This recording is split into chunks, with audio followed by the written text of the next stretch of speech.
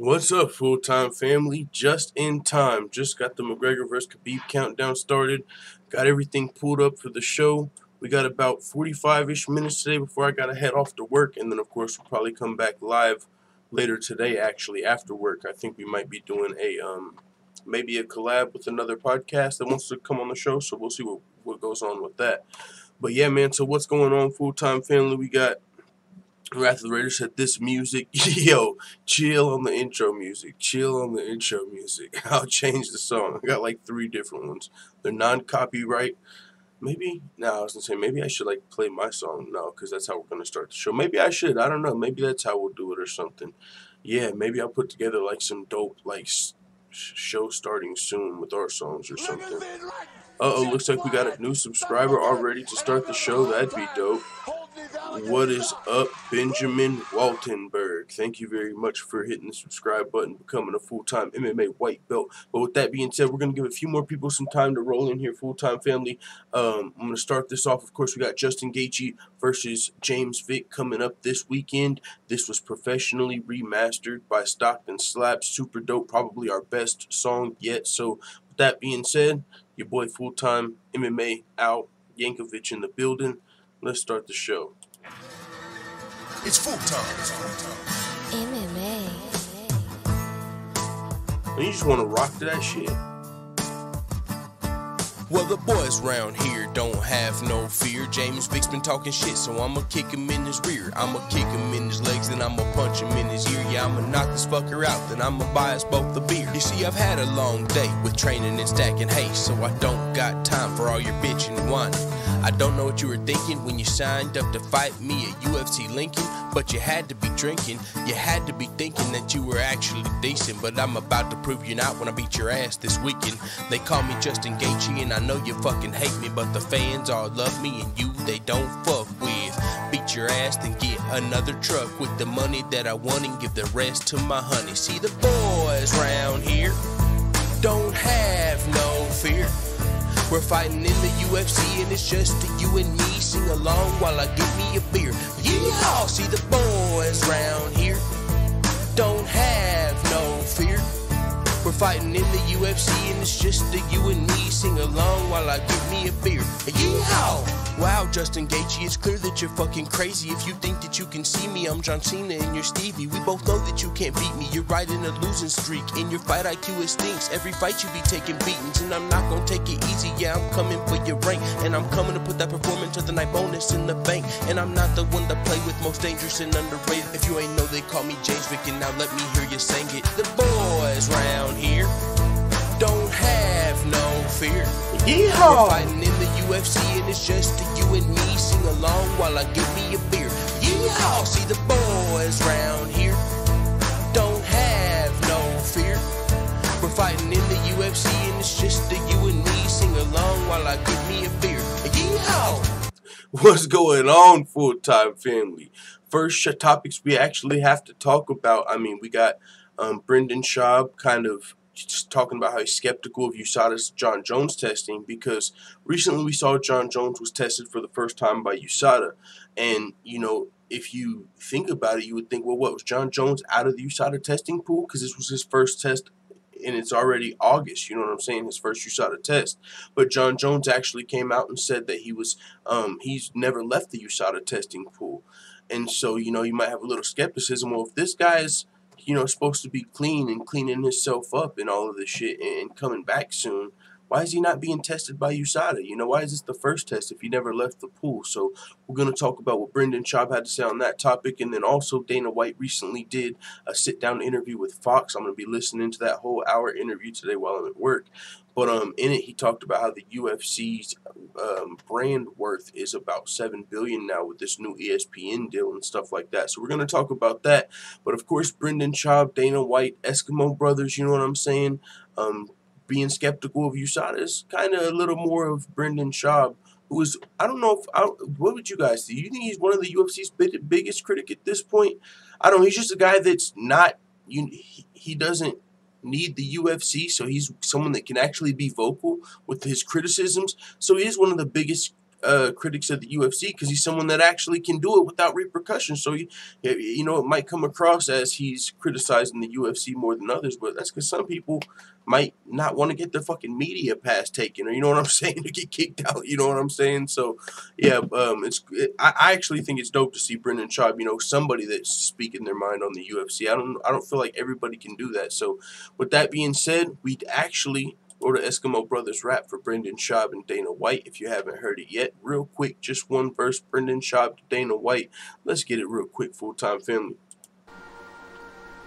Look, Dana, I'm busy with podcast committee. Got no time to talk shit. You came at me shitty when you were on Insta, so now I'm committed to make you look silly, and I have no pity and no disrespect with to my nigga Izzy, but Dana's a bully, so Dana can get it, and I might just tell Black Beast about you and Rhonda, so that you get smacked with the wrath of Wakanda. Yeah, you should have probably just left it alone, cause now the whole world knows we're Eskimo bros. You fuck with Big Brown, now you're getting exposed. You fuck with Big Brown, and that's just how it goes. Yo, full-time family, let's go. All right, let's start the show.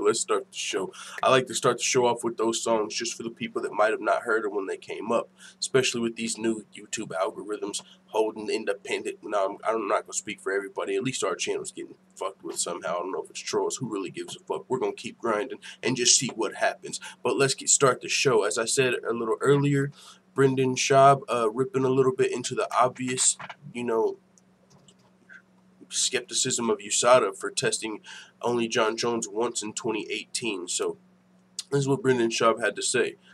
Again, I tell you guys this all the time. If you think USADA's organization is the end-all, be-all, and this goody two-shoes of a world when it comes to drug testing, you're fooling yourself. A man who has been notoriously known for failing drug tests gets tested once. I've always been skeptical of USADA, always. Of course, Daniel Cormier is going to pass the test. Of course, they have to test the athletes. Of course, they have to test certain guys. But does no one find it kind of sketchy that the guy who we know 100% is going to pass the test gets tested more than the guy who is known for failing tests? And I'm not even a conspiracy theory guy, but does no one think that this is fucking strange? How crazy is that? Or how Holly Holm is tested all the time and they have to check boxes. We know for a fact DC and Holly Holm are never going to fail a test. So if you test them relentlessly, you can go on your site and go, fuck, look, they're doing their job. But when you look at the people who are skeptical and they're not getting tested, do you not think anything's up there? He said, I really don't give a shit. He continued, I really don't. It's just a little obvious. Be less obvious, USADA. If you're going to be in on the gig, wink, wink, at least make it a little less obvious. At least tell Jon Jones 4 times, or at least test Jon Jones 4 times. Can you do that over a year period? Can you go there 4 times? You're testing anyways in Albuquerque. Can you test the man? Is that too much to ask for? Yo, Brendan Schaub, you got to remember, is a comedian too. That's kind of funny.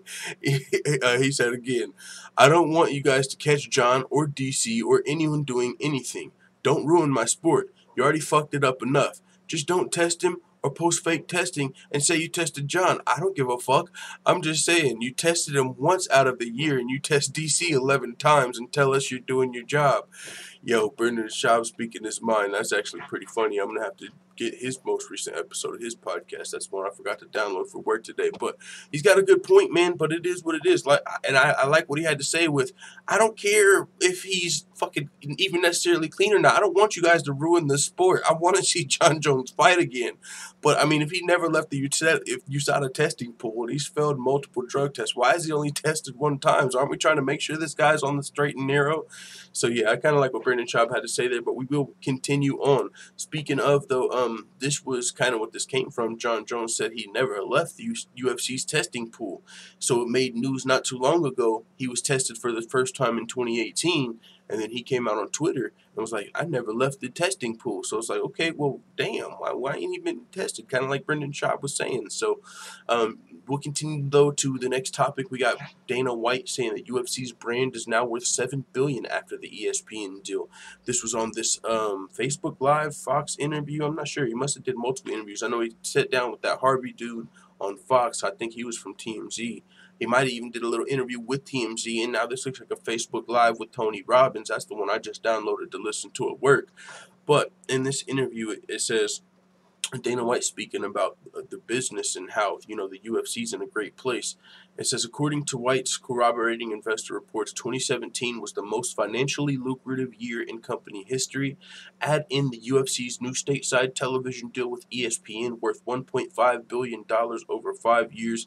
White said the value of the UFC's brand now sits at a whopping $7 billion.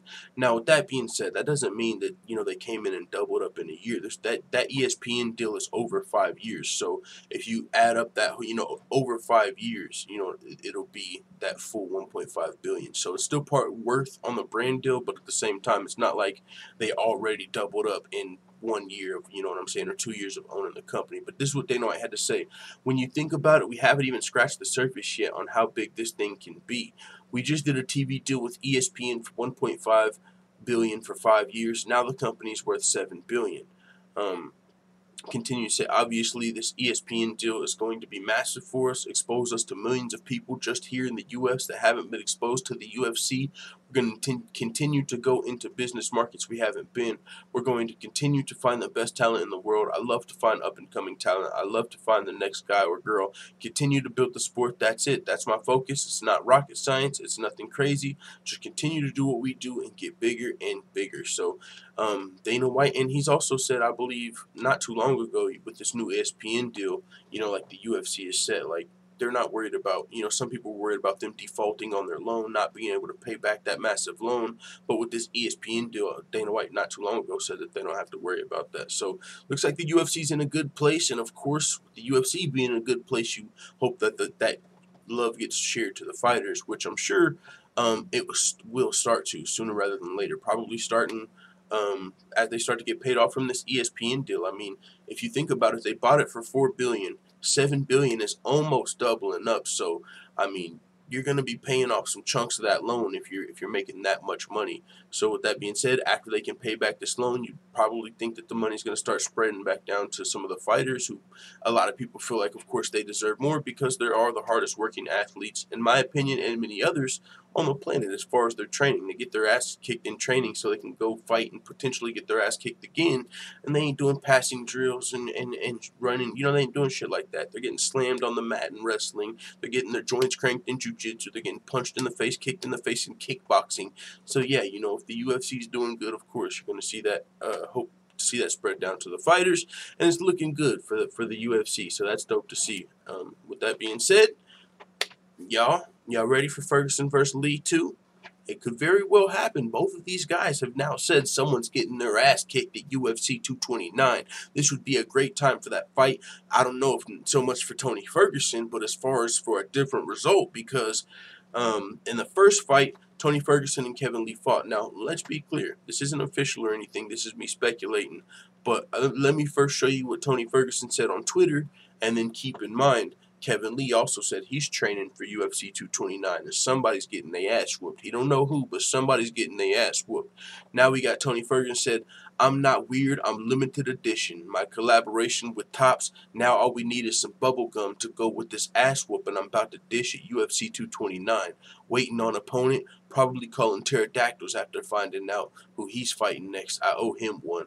I don't know who he's calling pterodactyls. Maybe one of y'all can let me know. I don't know if he's talking about Conor or Khabib, but either way, he says he owes somebody one. And with that being said, he does. He's coming back for his belt as well. Tony Ferguson, if he was able to win a fight at UFC 229, he wouldn't be the only one. He would be coming for his back as well. So he'd be coming back for his title as well, kind of like Conor's doing with Khabib.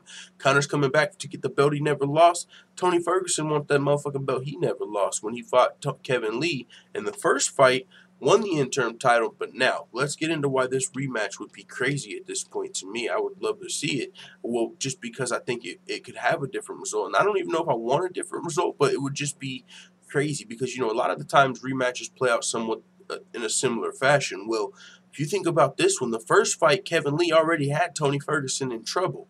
I mean, he had it mounted in a bad spot. And think about this. That was Kevin Lee came into the fight with the staph infection, and that was Tony Ferguson before his leg injury. Now Tony Ferguson has the leg injury, healed up really quick. 4 months or something? 4 months and a few days, he said on Twitter. And now he's also recently said fight news coming soon.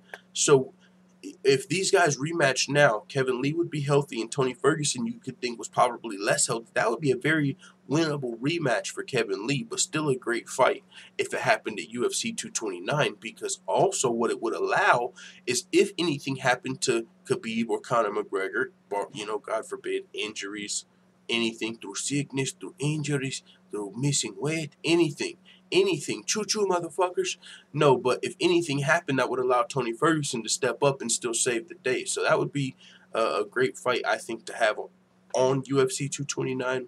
So yeah, we'll see what happens there. But Tony Ferguson has teased fight news coming soon, and now said at UFC 229 someone's getting their ass whooped. So we'll see what happens. Kukui Cable 2 says someone in the chat. Let's pull up the chat real quick, see what's going on with the full-time family. Mr. Perfect 2005 in the building. Bada Jr. in here. What's up, Bada Jr.?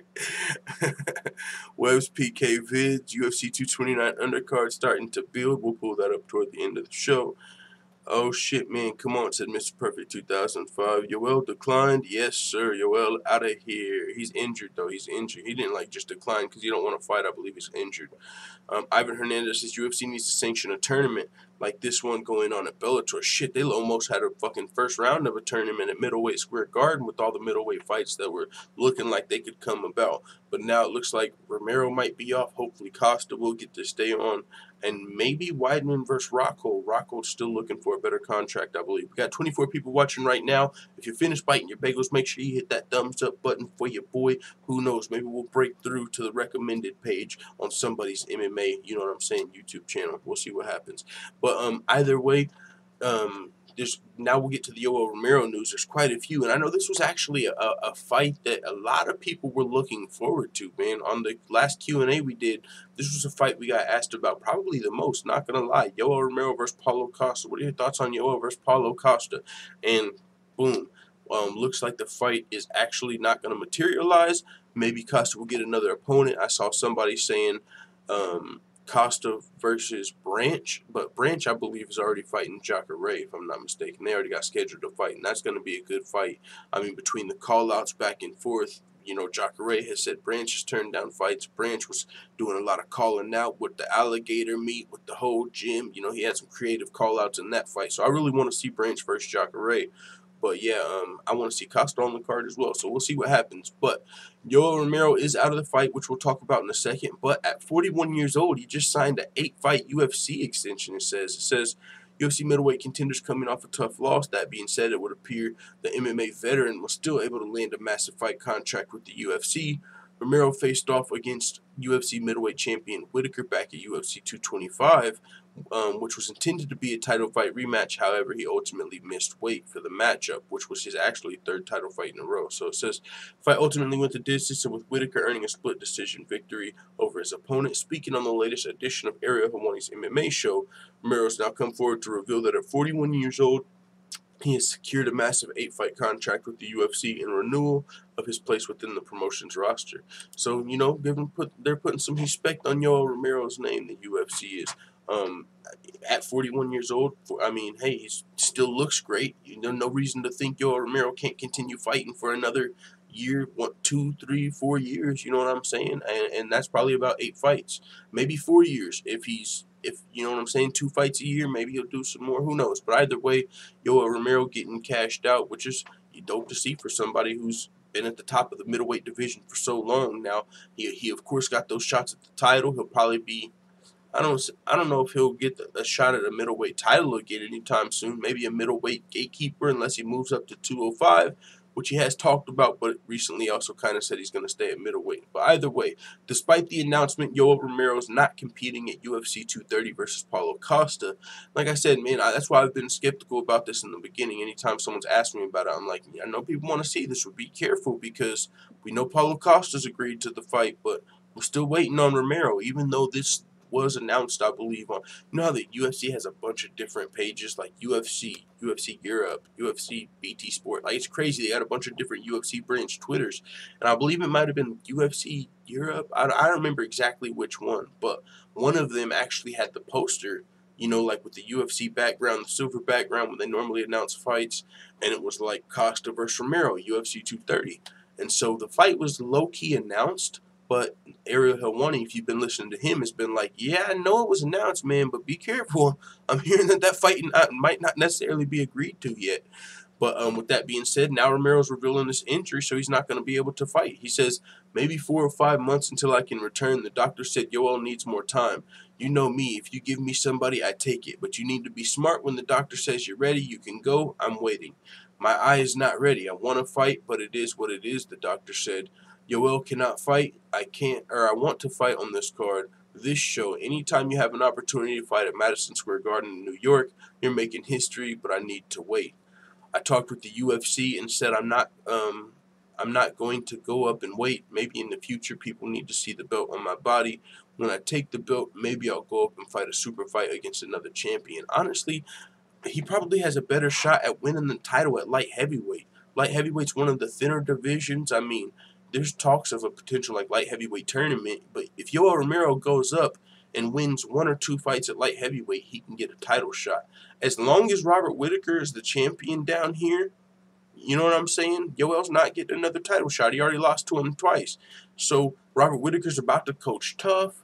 He's about to fucking fight Gastelum after that. If he beats Gastelum, who knows who he fights next.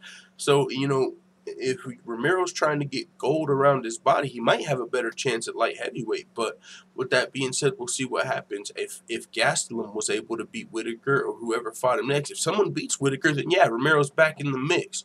If Gastelum or Branch or Jacare or somebody becomes the champion, then maybe Romero can get that shot again. But as long as Whittaker's the champ, Romero's kind of going to be stuck as a number 1 contender or a number 2 contender.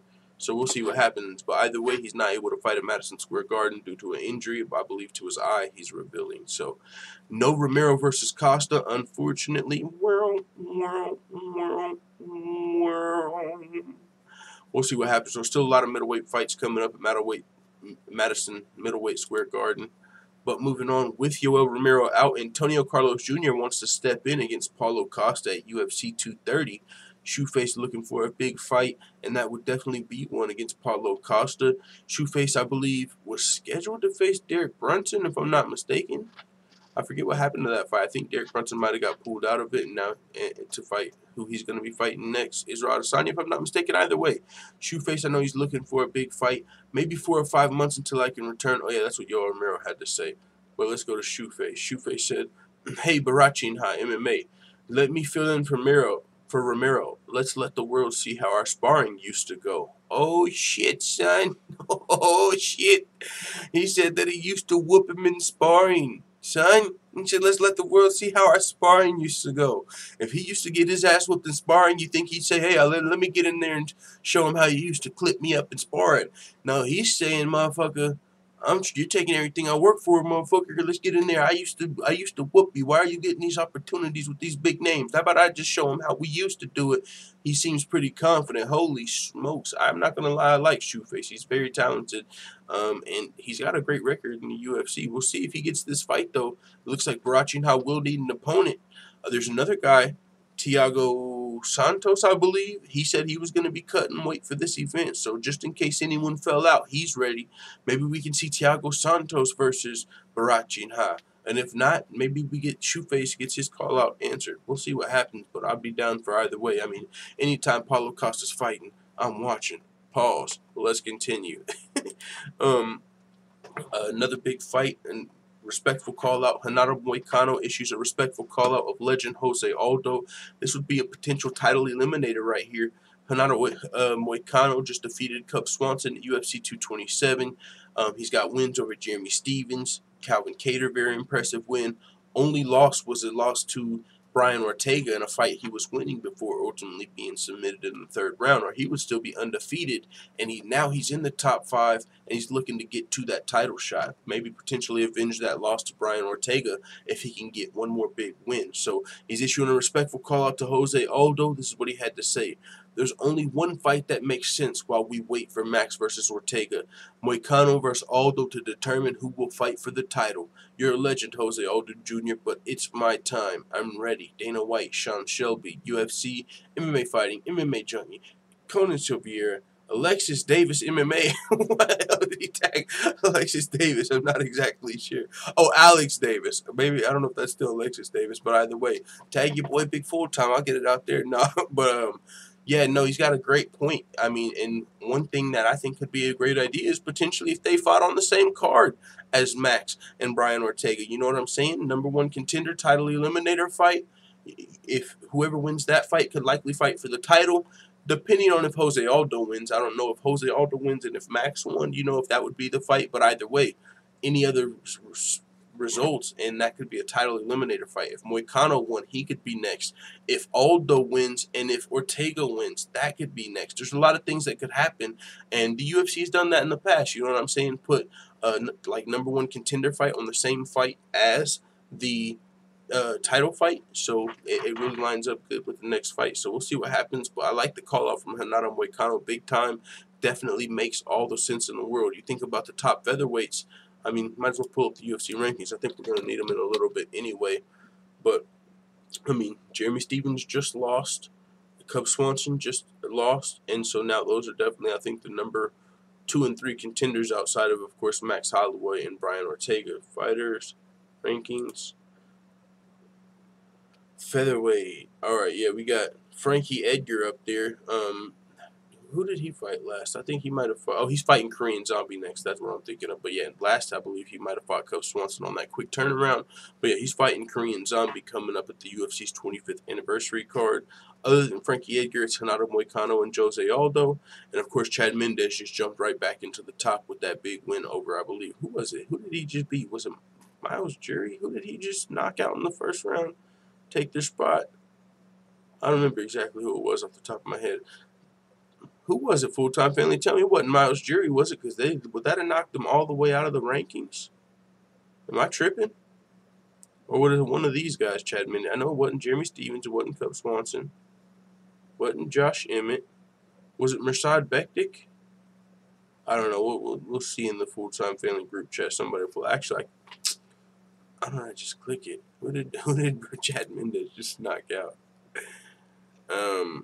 Miles Jury. Well, goddamn. It knocked him all the way out of the top 15, it looks like. Chad Mendes took the spot. Yeah, so I was right, though. But let's continue, though. So, yeah, man. Renato Moicano with a respectful call out of Jose Aldo. That'd be a great featherweight title eliminator. We got the violent Bob Ross. He's calling out tough winner, or actually scheduled to fight tough winner Mike Trizano at UFC Denver. Man, this is like another Ultimate Fighter finale, low-key, because violent Bob Ross, he got injured in his fight on the Tough House, so he wasn't able to win the show because he got injured, but he still got a shot on the Ultimate Fighter finale, just not able to win the show. He won that fight. Now he's going to fight the guy that actually won the whole thing, Mike Trizano. So it's like we never got to see if he could win the show, but you know what I'm saying? I was watching the show, so I'll give you guys a little insider information. I'm taking Trizano. No, I fuck with Violent Bob Ross. He had a good performance on the show, but just from what I was watching on the show, seeing on the show, I don't know. Mike Trizano seemed like maybe the more elite, well-rounded fighter, but we'll see what happens. I definitely like the character, the Violent Bob Ross. I mean, that's something he is for sure, a character. I mean, with the fucking hair, the whole albino thing, you know what I'm saying? The nickname Violent Bob Ross. I mean, his name is actually Luis Pena, but how can you not look at this guy and call him Violent Bob Ross? And then when he's in there, like, outstriking somebody like he did in the Tough House, it just looked low-key like a masterpiece from the Violent Bob Ross type shit. So, great performance on the Tough House, but Mike Trizano's a fucking beast. That's all I'm saying. We'll see what happens, but it's going to be happening at the card headlined by Frankie Edgar and the Korean Zombie, UFC Denver, UFC's 25th anniversary card. We'll see what happens in that fight. I'm definitely interested. Now, this is something we've talked about on the show. Michael Chandler would love to finish his trilogy with fellow free agent Eddie Alvarez. Now, both of these guys are free agents. This is low-key crazy because you don't know. Is the UFC going to sign both of these guys? Is Bellator going to sign both of these guys? This is a much-wanted fight, this trilogy fight. Either one of them, you know what I'm saying? But if they both become free agents, this is my set. This is what I'm saying. What if a motherfucking curveball comes out of left field? Oscar De La Hoya, boom. What if Oscar De La Hoya puts this like the co-main event Chuck Liddell versus Tito Ortiz, Eddie Alvarez versus Michael Chandler. Now we're all watching because that's a fight all fight fans have to watch. It doesn't matter what organization.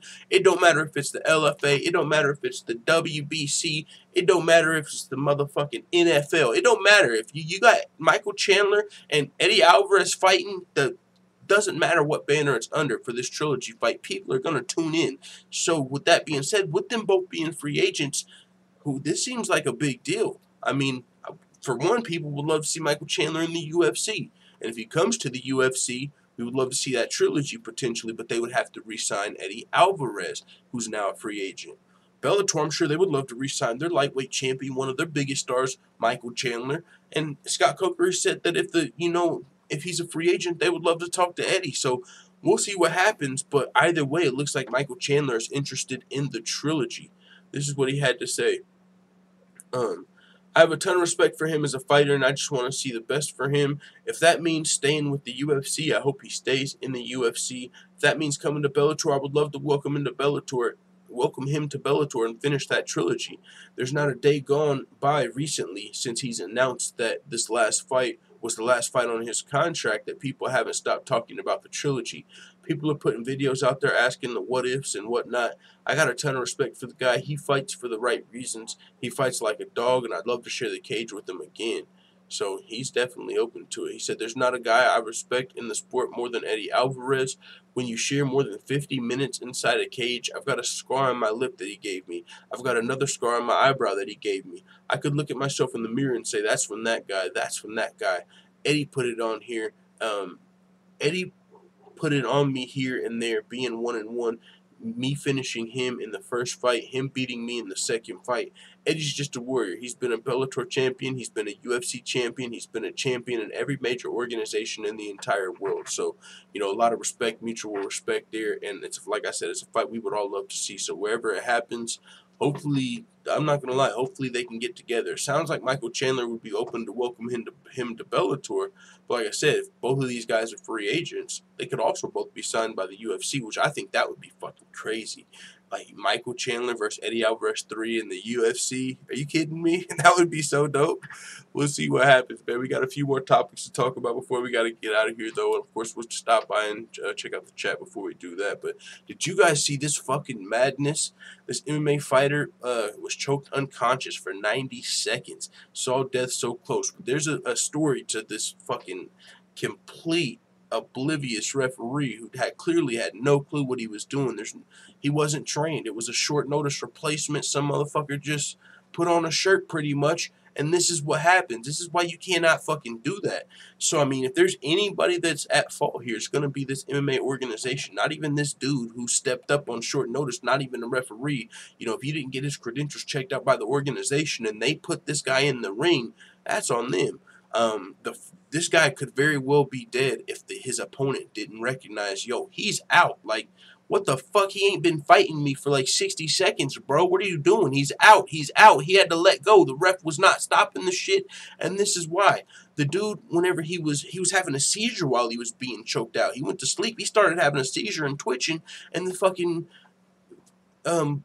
brand new fucking, I can't think of the word, the new ass fucking rookie ass ref, he thought him having a seizure was him defending the choke. So he just let him keep getting fucking choked. This motherfucker was choked for 90 seconds. Check this shit out. This shit is crazy, bro.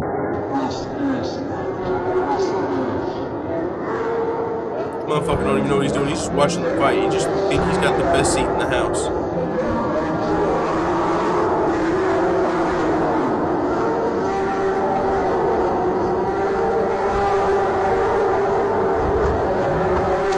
Now he's out. He's officially out. He's telling him, hey, he's out. Motherfucker, he's out, homie. He's telling him he's out. He already told him. He's moving his hands. What the fuck? What the fuck? Yo, what the fuck is going on here? He was telling him after we saw when his fucking I'm not even a trained referee. I told you when he went out, he's out. Homie told him, hey, he's out. He's out. He walks around all casual like, do you not understand what he's telling you? He's out. And then it's like he's telling him again, and watch him shake his fucking hands right here like, nah, he's good. Watch. Watch his hands, the referee.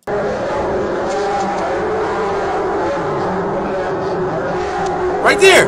Right there. Like, no, he's good. The motherfucker just shook because he's having a seizure. That's where he shook.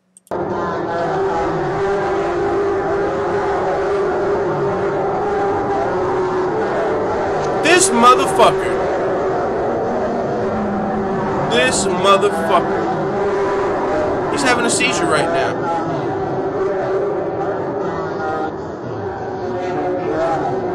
I don't even want to watch it. This is crazy. This is crazy. This ref is completely inexperienced.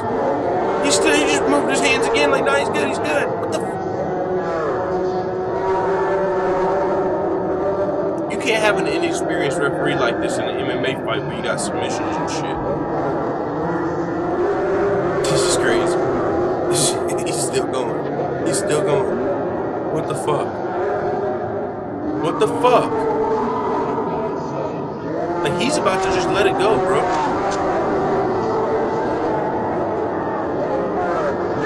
This is fucking crazy. This feels like some shit on like one of them fucking, websites where you can see people kill shit. Right? Or some shit. See, he just let him go. Look.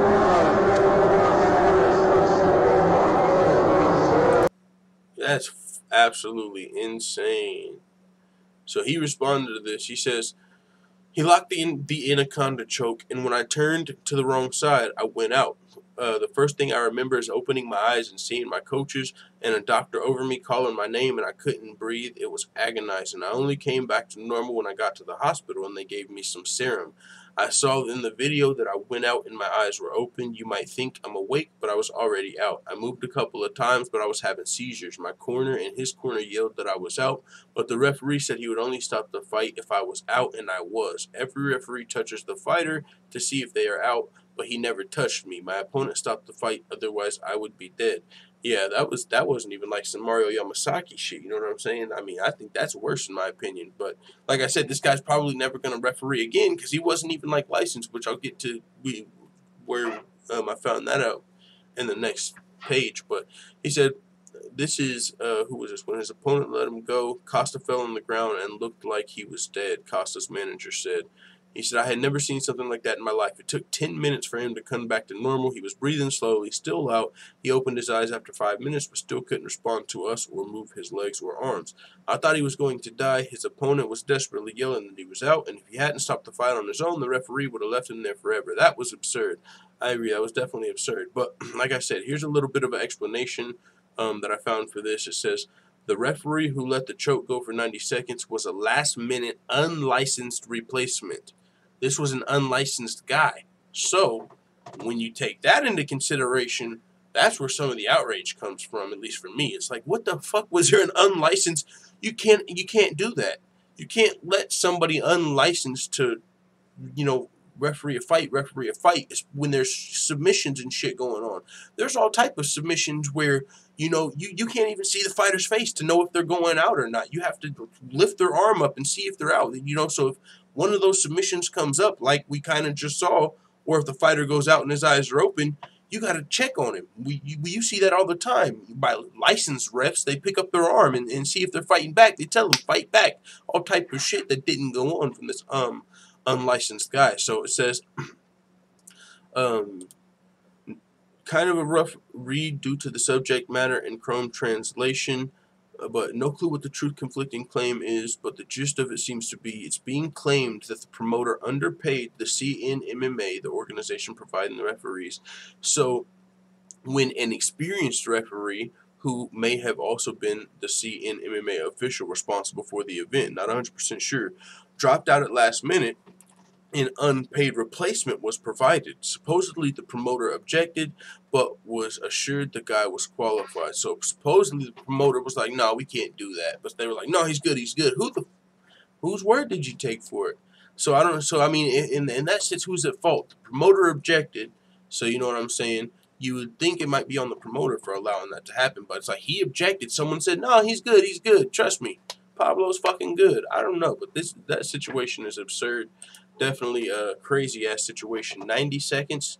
I mean, you saw in the beginning. Now, I mean, hindsight clearly 2020, but you saw when he was out. Whenever his fucking like hips shifted to the fucking mat, he seemed to be out. But yeah, that shit went on way too long. But hey, it is what it is.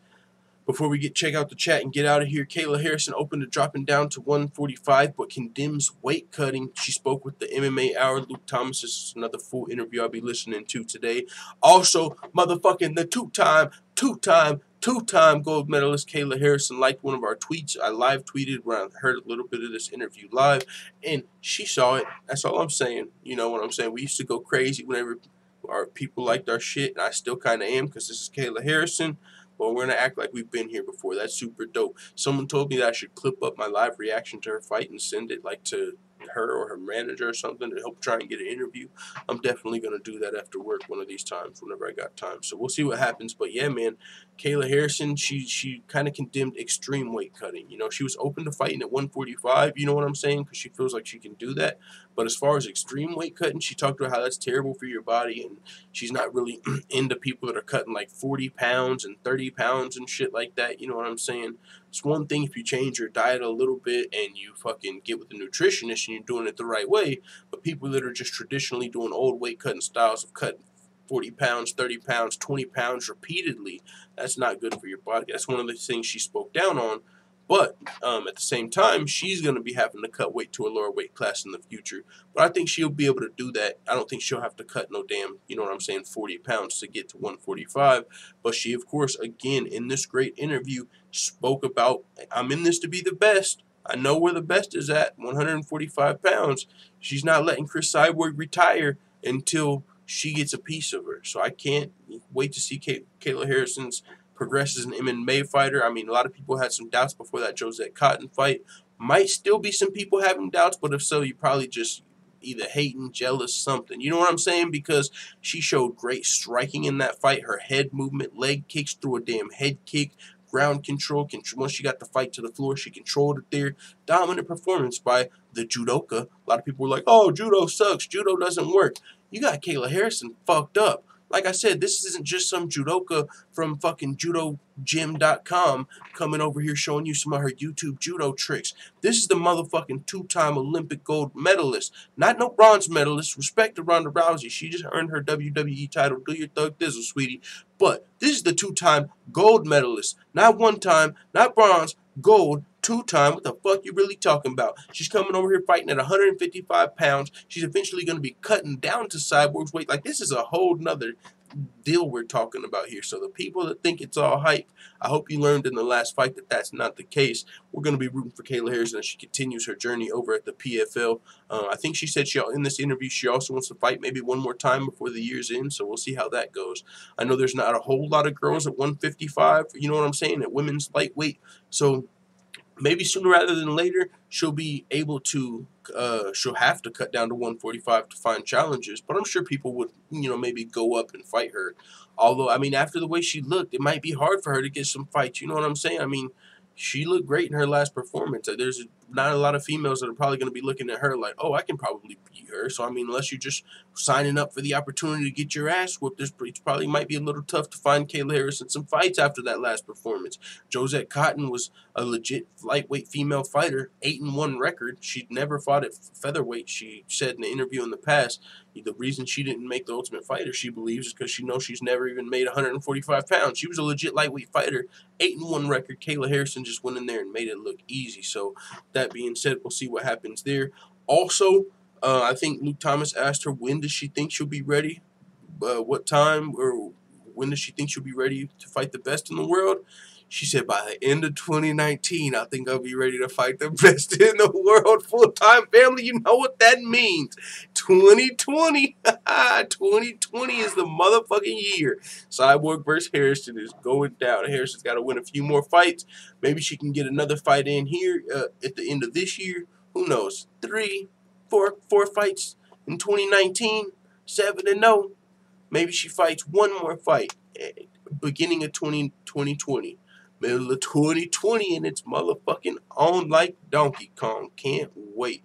Glad we jumped on the train on the very beginning. I'm talking about before the first fight, before the Brittany Elkins fight. Your motherfucking dog was here. Let the full-time family know what you're talking about in the comments. We got 35 people watching, 19 thumbs up, and 1 definitive bagel biter. If you're done biting your bagel, make sure you hit that thumbs up button for your boy. We're about to check out the chat before we get out of here. I got one more podcast to download actually before I have to head out for work, and I got to get my shit ready for work. So with that being said, let's see what the full-time family's talking about before we get out of here. We got Bada Jr. still in the building, Leon Dubison.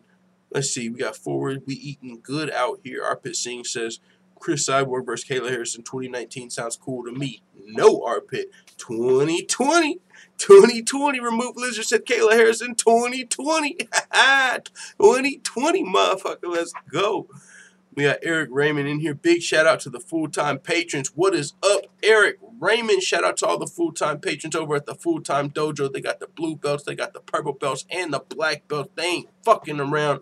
Really help to support the full-time family. So thank you guys very much for sure, everybody over at the full-time MMA dojo. I saw before we started, someone was like, yo, throw me a wrench, bro. I should at least be a purple belt or like a blue belt.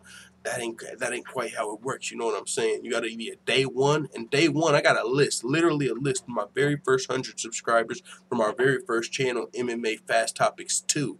And that channel got shut down. We made another channel and got shut down. My very first 100 subscribers I put on the list. So they got the wrenches. And then also, anybody that's supporting the channel, you know what I'm saying, over there at Patreon, you know, the black belts also get wrenches for sure. So with that being said, yeah, you got to be careful. You know, the people get these wrenches and they start feeling crazy.